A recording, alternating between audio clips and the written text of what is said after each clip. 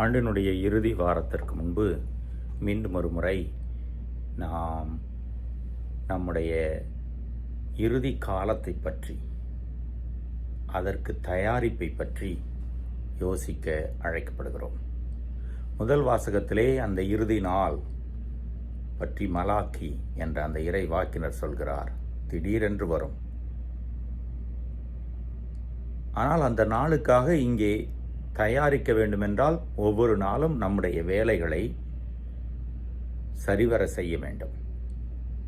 எப்பொழுது வரும் என்று தெரியாது. ஆனால் அதற்கு ஒவ்வொரு நாளும் நான் தயாராக இருக்கிற பொழுது அன்றன்றைய நாளுக்குரிய வேலைகளை ஒழுங்காக தவறாமல் நல்ல நோக்கத்தோடு செய்ய பழகிக்கொள்ள வேண்டும். சோம்பல் இருக்கக்கூடாது. இதைதான் 2ஆம் வாசகத்திலே புனித பவுல் சொல்கிறார். பதிலுரை பாடலே நாம் சொல்லி ஜெபித்தோம். ஆண்டவர் மீட்க நீதியோடு நம்மை வழிநடத்த தீர்ப்பிட வருவார். அந்த தீர்ப்பு நமக்கு நல்லதாக அமையும். அதே நேரத்திலே ஒவ்வொரு நாள் வாழ்வும் போராட்டம் தான். இந்த போராட்டம் ஆன்ம நலனுக்கானது, ஆன்மாவுடைய மீட்புக்கானது. உங்களுடைய என்னுடைய தனிப்பட்ட ஆன்மா மட்டுமல்ல, பல மனிதர்களுடைய ஆன்மாக்கள் மீட்புக்காக நம்முடைய வாழ்விலே நாம் போராட்டத்தை சந்திப்போம்.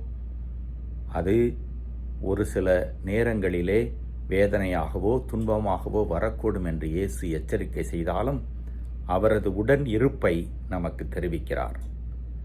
அவரது உடன் இருப்பை உணர்கின்ற பொழுது இந்த போராட்டம் ஒரு நாள் வெற்றியாக மாறும். அந்த வெற்றி இயேசுவிலிருந்து வரும், இயேசுவோடு இணைந்து நடக்கின்ற போது வரும். எனவே பயமில்லாமல் தெளிவோடு பலத்தோடு இயேசுவின் வழியிலே நடப்போம்.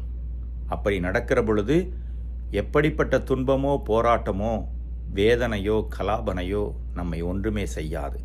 நாம் கடவுளுடைய பிள்ளையாக இங்கு இருப்போம், என்றென்றும் இருப்போம். முடிவில்லா வாழ்வை பரிசாக்கிக் கொள்வோம். இறைவன் என்றென்றும் வாழ்த்த பெறுவாராக.